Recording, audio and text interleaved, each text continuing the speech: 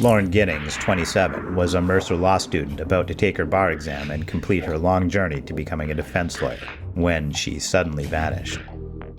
Friends and family were baffled, but authorities had a suspect right from the beginning, the story unfolding in a series of sad ironies, painting a portrait of a confused and sick individual who sealed his own fate through careless overconfidence. Law area, I know they've been doing a lot of, I think that's where they have recovered the body or whatever they recovered from there. Body? Had you heard anything? Had you seen anything there? Had you seen anything there? I mean, we don't know if this is the same person. You know what I mean? Like, they took out a body there earlier. We don't know if it's the same person or not. So that's why we're trying to ask people if they know who lived there. Are you okay, sir? I think I need to sit down. Okay. Caught on camera, we take a look at the unraveling of a criminal, the seemingly harmless boy next door, Stephen McDaniel, and the life taken and lives affected by his actions the night of June 25, 2011. In this, episode 3 of Something Criminal.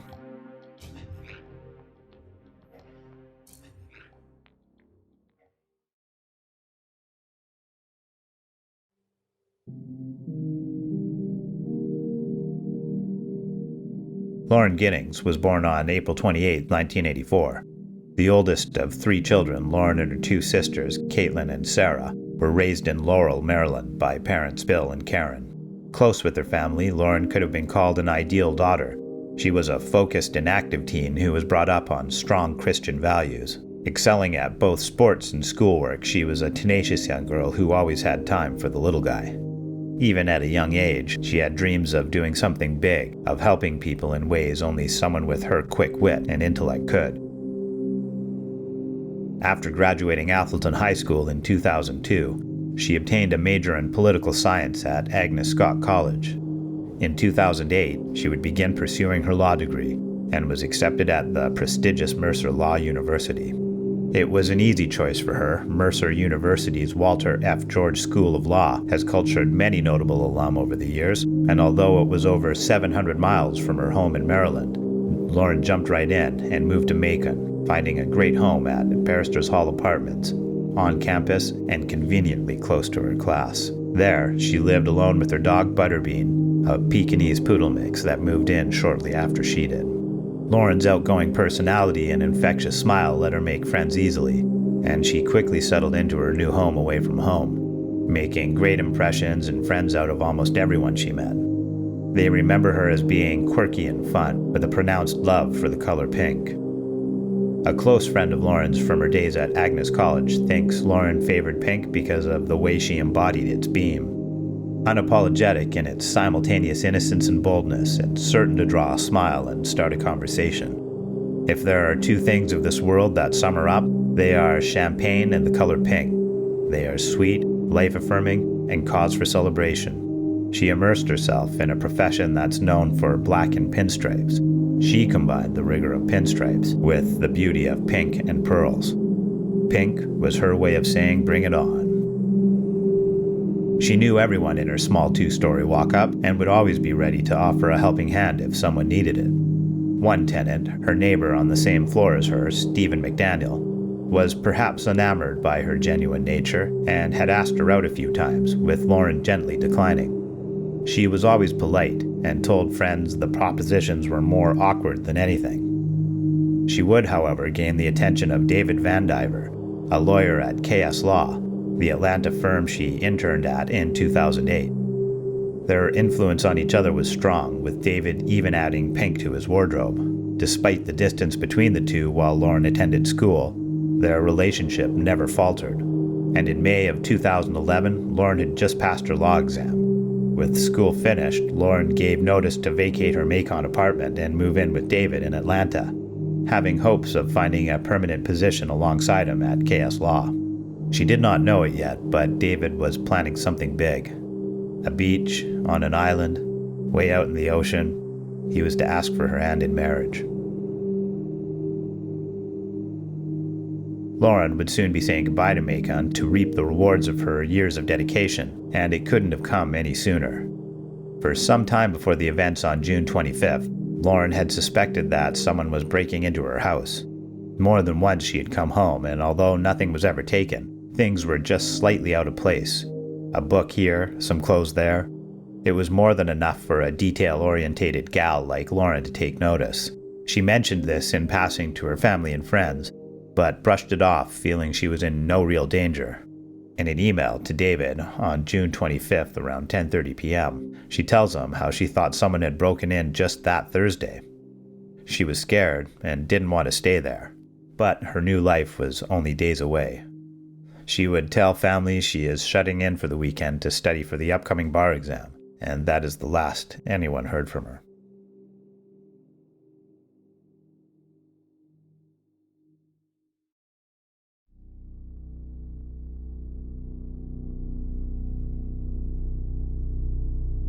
Stephen Mark McDaniel was born on September 20th, 1985, and is the second child to parents Glenda and Mark, growing up in the Atlantan suburban perimeter of Lilburn. Glenda and Mark married in May of 1977 and were good-hearted people, regular churchgoers. Parents to 2 of their own children, Glenda and Mark adopted 4 of their daughter's 6 children due to her constant and unforgiving battle with crack cocaine. Stephen was brought up in a good home with good values, although was perhaps always a little out there on his own. Mother Glenda recalls his blind curiosity at a very young age, remembering how he stuck a key in an electrical socket more than once before figuring out it was not a good idea.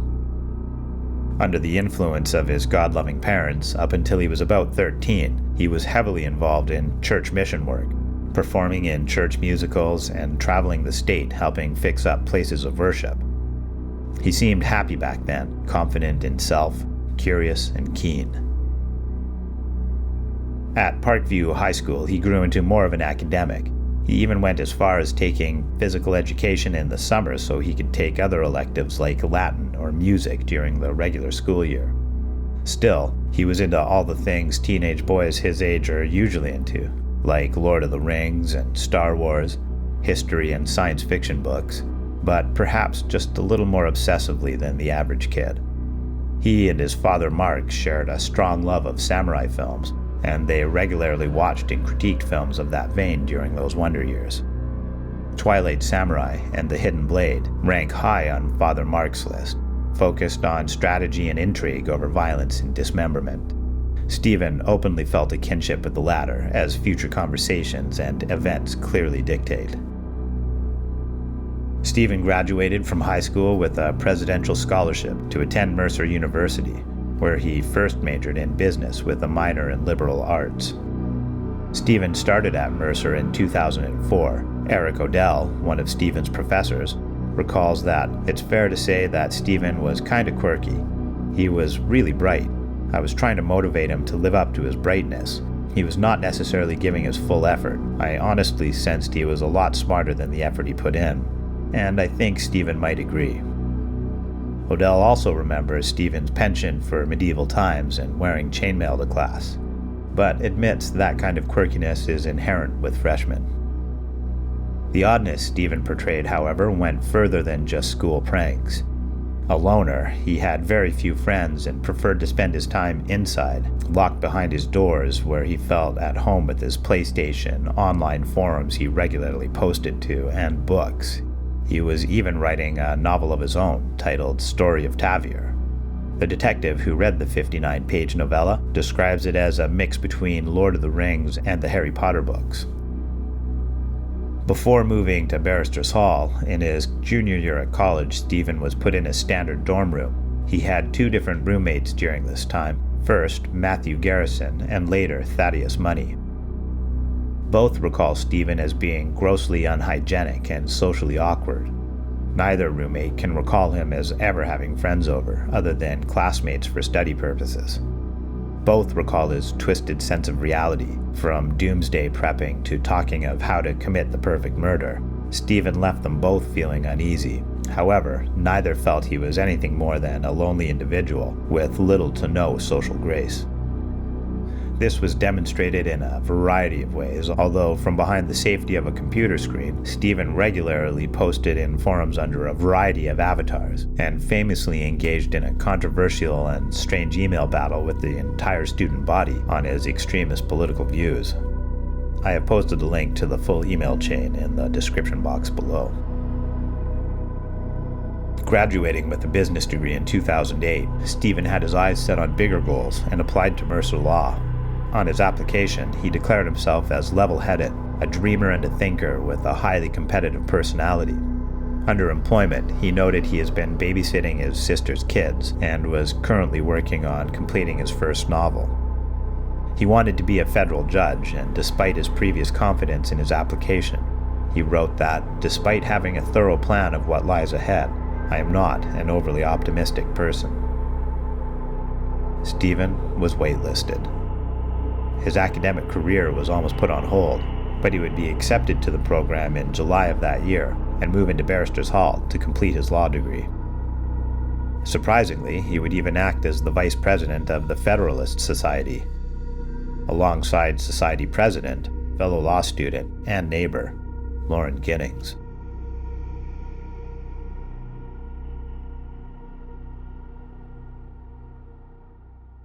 Macon police announced today a $12,000 reward for information leading to an arrest in the murder of 27-year-old Lauren Giddings. According to police, money has poured in from several anonymous community members. Warren Selby with Crime Stoppers tells us this is one of the largest amounts police have ever received to help solve a crime. There's been a large public outcry, as with any crime in our community, for the public assistance, just wanting to assist. Well, since day one, we followed where the evidence takes us. It had been 4 days since anyone had heard from Lauren. David, her boyfriend, thought nothing of it. They had the kind of relationship where it wasn't uncommon for them to go days without speaking. Her family believed her to still be self-sequestered, studying. She was supposed to be studying literally 24/7. She had told us, don't talk to me, I will be in the library. She contacted Lauren's sister, Caitlin, who directed her to a hidden key in a flower pot. Stephen McDaniel was alerted to the commotion and followed her into the apartment, looking as stressed and as anxious as her. One of her friends called me and asked me if I had talked to Lauren, because she said I called, her phone was dead. So of course I immediately picked up the phone and called, and her phone was dead. And I did think that was weird. There was nothing amiss in the tidy suite. Nothing seemed out of place. The door was locked with no sign of forced entry. Lauren's apartment was immaculately clean. A burglary was out of the question. It was then they noticed something peculiar. Lauren's keys, purse, and cell phone were still there. A missing persons report was immediately filed, and police returned the next morning to continue their efforts. Concern had gone from simple speculation to the reality something criminal may have happened. Lauren's big personality drew in many supporters looking to help in any way they could. The commotion drew much attention to the should-be safe neighborhood of Coleman Hill, and media crews arrived early in the morning, eventually finding Stephen. Yeah, Lauren was my neighbor. We're just trying to find out where she is at this point. I mean, no one has seen her since Saturday. I mean, the last time anyone heard from her was an email that she sent out, and no one's heard from her since. And did you see her hang out with anyone at the time, anything like that? I mean, no one has seen her since Saturday. I haven't seen anything. I mean, you always hear noise outside, but it's just people walking by pretty much. And she just recently graduated from Mercer? Yeah, she and I we were both JD students. We graduated back in May.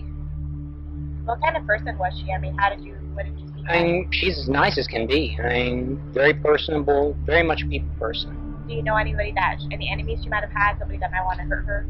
No, I mean, we don't know where she is. I mean, the only thing we can think is that maybe she went out running and someone snatched her. Because I mean, we went over. One of her friends had a key. We went inside and tried to see if there was anything amiss, but I mean, she had a door jamb that was sitting right by it.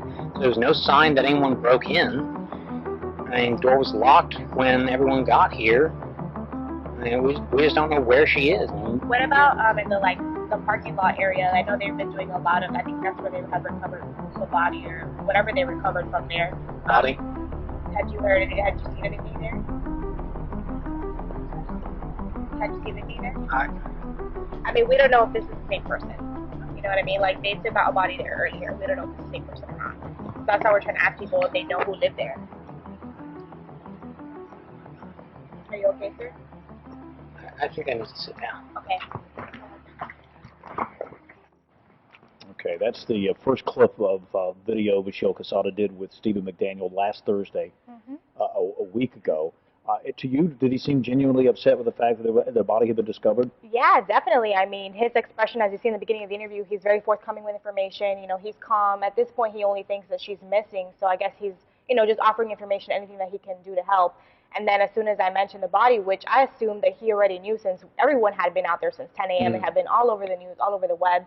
And I guess he had been pulled in for questioning, and police, I don't know what police have told him. Police had told him at that time. So I guess no one had informed him that a body was recovered. All right, this second video, what will we see? Okay, so the second video is he actually gets pulled into the AT&T building next door. One of the employees brought him in, I guess, to just relax for a couple minutes after he found out about the news.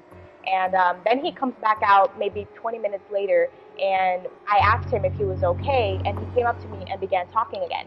So at this point, our camera started rolling again, and he seemed receptive to it. He was not, you know, he was not upset, saying that he didn't want to talk, so he just started talking again. All right, clip 2 with Stephen McDaniel, Michelle Casada from last Thursday, guys. You've been studying for the bar? No one had seen her since Saturday because we all just, there's not a whole lot of interaction unless we're doing classes. Right. And she was doing the online version of it. You all studied together, though? We were in, there's two different people there's two companies that provide it. Kaplan provides it and Barbary provides it. I signed up with Barbary and I've been doing the lectures that they have in the mornings. She was doing the Kaplan online, so I hardly ever saw her. I would see her go out running, but What time would you go out running? I don't even know when. Was it at night or morning?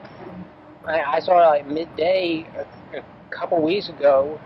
That was the last time I saw her, was coming back from the bar prep on the main campus because we got moved over there for a week or two. But she normally would run. That was the routine she ran all the time. She had a group that she would go running with. I don't know anyone that would want to hurt her. She was as nice a person as there is.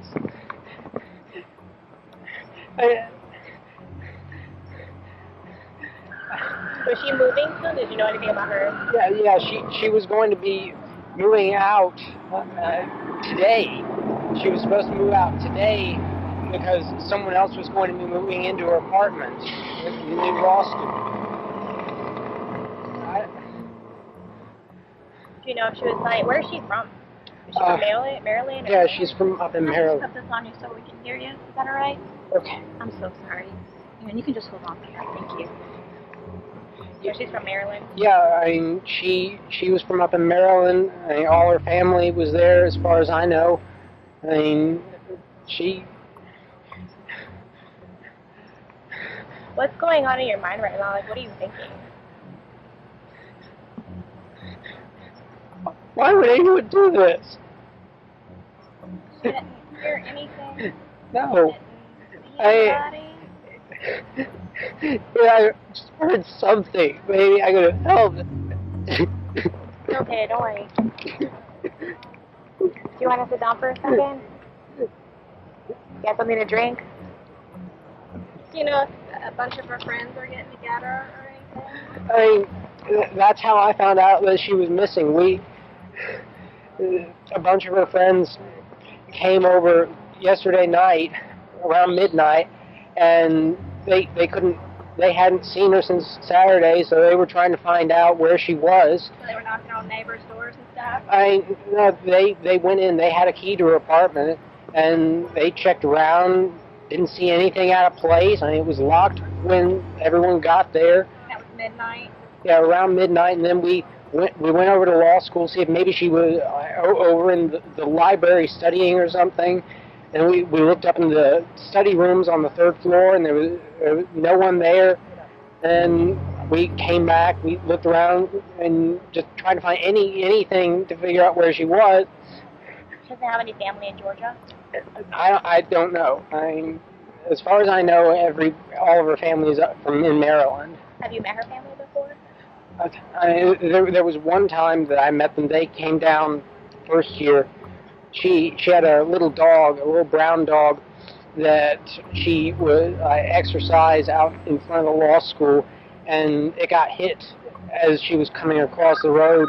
I heard the car hit it and ran out, and she was there crying, and thankfully there was someone who came along who knew a vet or something, and they helped that, and her family came down I think a couple weeks after that or something. I met them just briefly. Right. Her boyfriend? We've been trying to figure out. She has a boyfriend up in Atlanta, but someone called him, and he hadn't heard from her. No one could figure out where she was.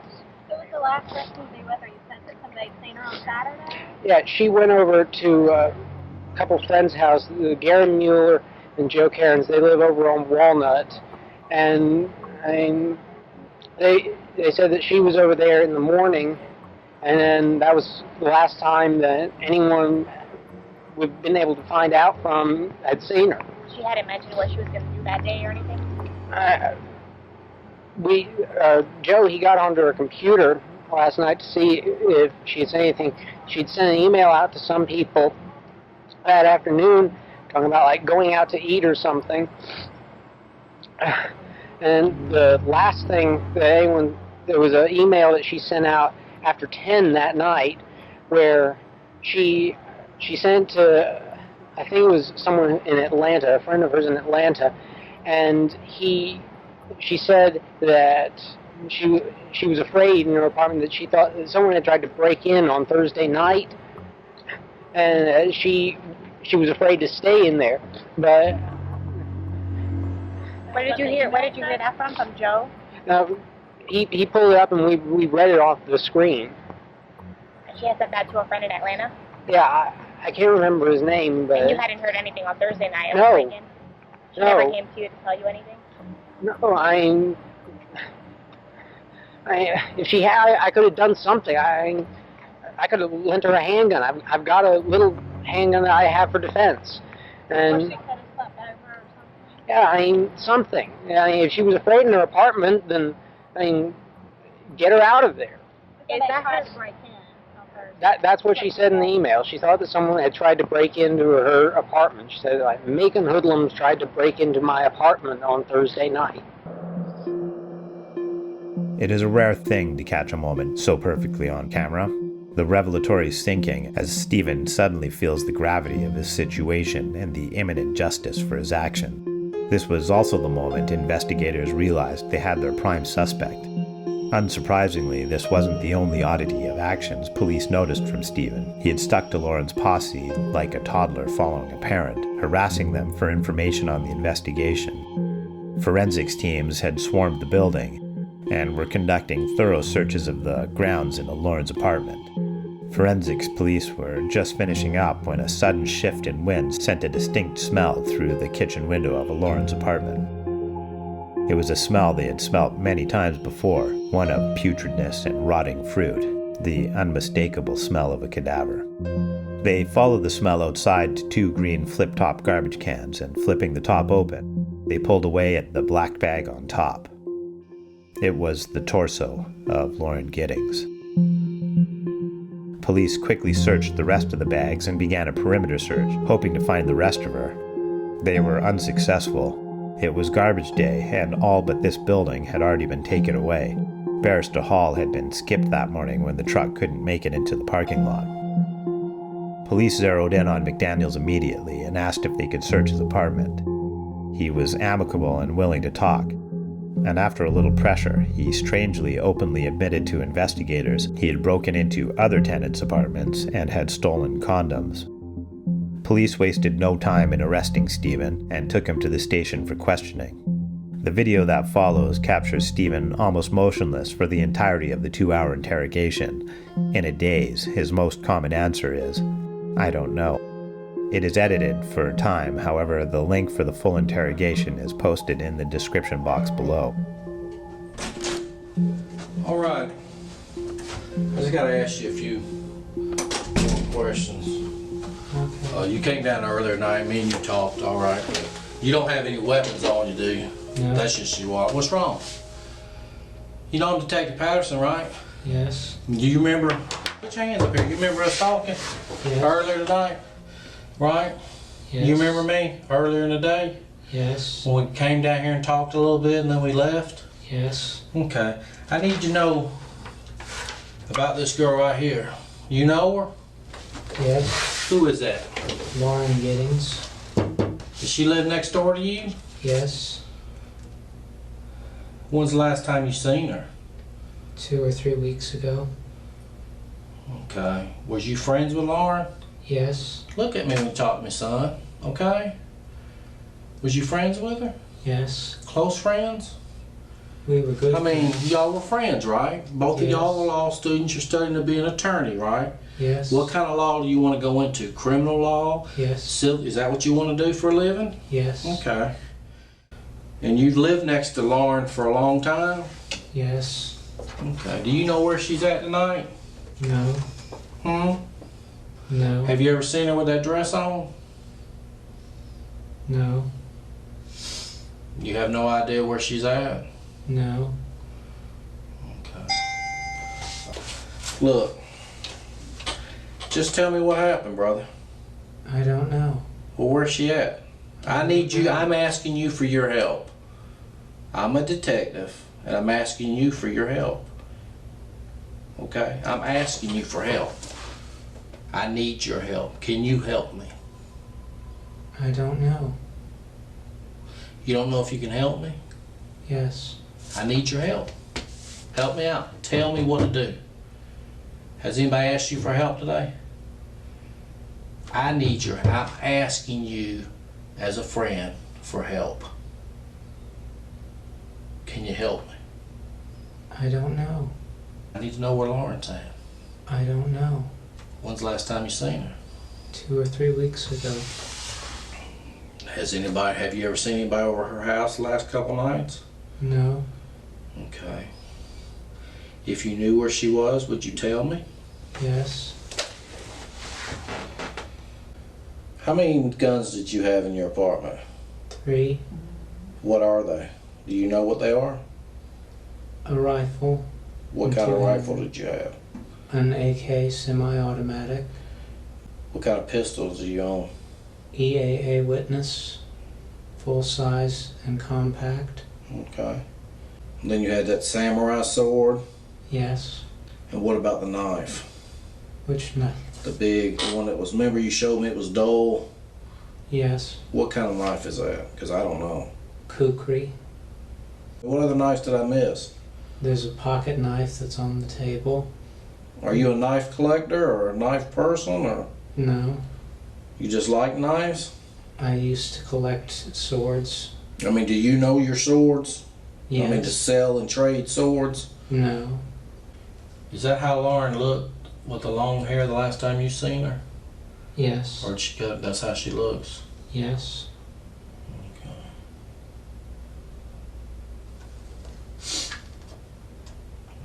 What do you think happened to her? I think someone took her.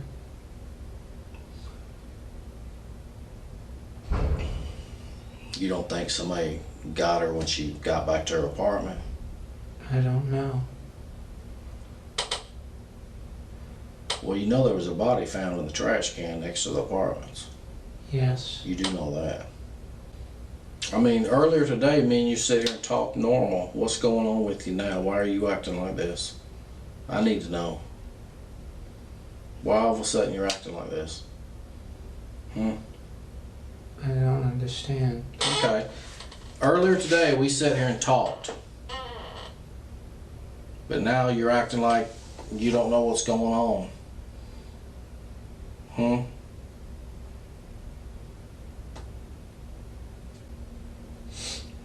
you know why we've been working all day trying to find Lauren, right? Yes. Because her family wants to know where she's at. Yes. And I don't know what to tell her family. So I'm asking you, what do I need to tell her family? I don't know. What do you want me to tell them? I don't know?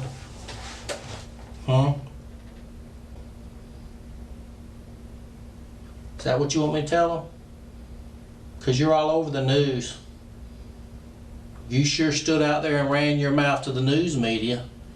But now you're going to get out here and you don't fucking know. You know. You're just a sorry piece of shit that don't give a fuck. Right? No. Well, why'd you tell the media everything? Do you need to see what you told the media today? Yes. It was on the 11 o'clock news. Well, I'm asking you. Tell me. I want to know. I don't know where she is. This pretty little girl right here, your neighbor, she's missing. I know. You went looking for her last night. Yes. Did you hurt Lauren? No. Stephen, did you hurt Lauren? No. I know this is hard for you to tell it, but it's weighing on you right now, ain't it, Stephen? What'd you do, buddy? I didn't do anything. What'd you do to Lauren? I didn't do anything. What do you know about that body we found today? I don't know. You don't know?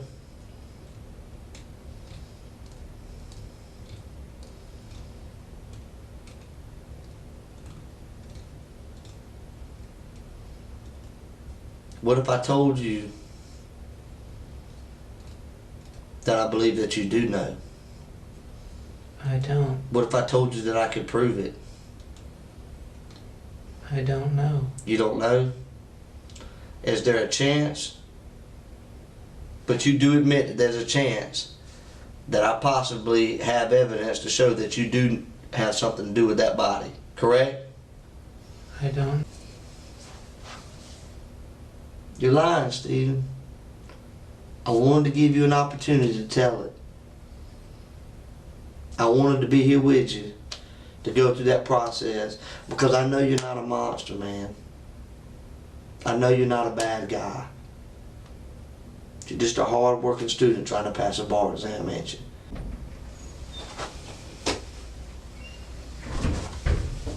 You went into her apartment, Stephen.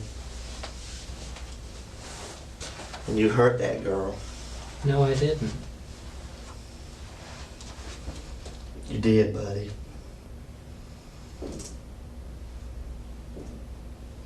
You hurt her, Stephen. No, I didn't. Yeah, you did. Why won't you tell me, Stephen? I didn't do it.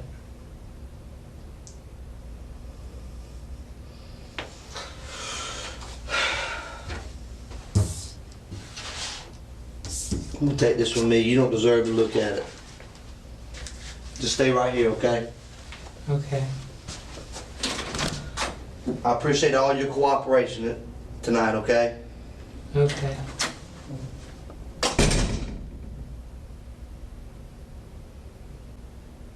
You have any friends here in Macon? Yes. Name one, because everybody I talked to said they ain't your friend. Ryan Granger, Cass Lawson, Ashley Morehouse, Carmen Love. That's the same people I talked to today, and they're not your friend. Okay? They're not your friend.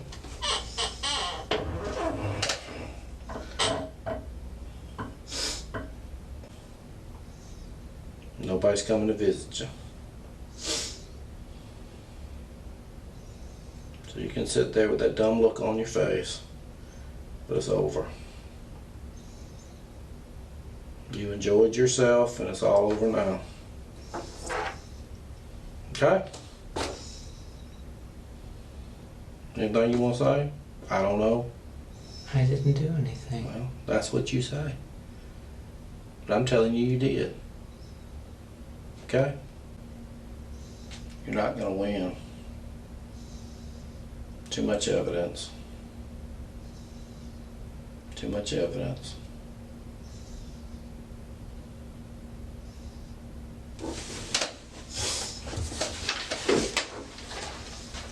I appreciate you talking to me, though. Just hang tight. Linda will be down here in a minute.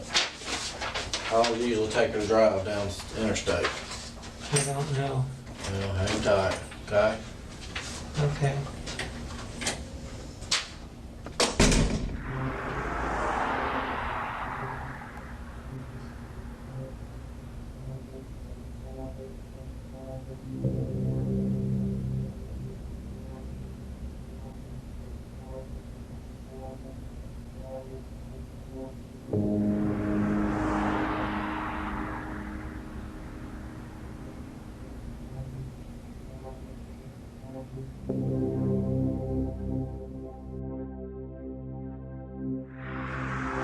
Stephen was charged with 2 counts of burglary and placed in custody as police executed multiple search and seizures from his apartment at Barristers Hall. Police seized many things, most notably in the first search, 2 keys. One, a master key for all the units in Barristers Hall, and secondly, a key specifically fitting Lauren Giddings' door. Over the course of the next month, with McDaniel in custody, police continued their interrogation and searches, pressuring Stephen for information on the rest of Lauren's whereabouts, convinced he was the perpetrator. Among the many items seized from Stephen's apartment were a variety of laptops and storage devices. Most contained damning evidence that would be used against Stephen in court, from web searches for things like nude Lauren Giddings to finding child pornography on a thumb drive, to which he would later be charged with exploitation of children. And perhaps the most terrifying of evidence, a series of videos from Lauren from outside her second-story bedroom window, taken by Stephen using a camera taped to a long stick. The video playing in the background was taken the night of Lauren's murder, only a few hours before police estimate the murder happened.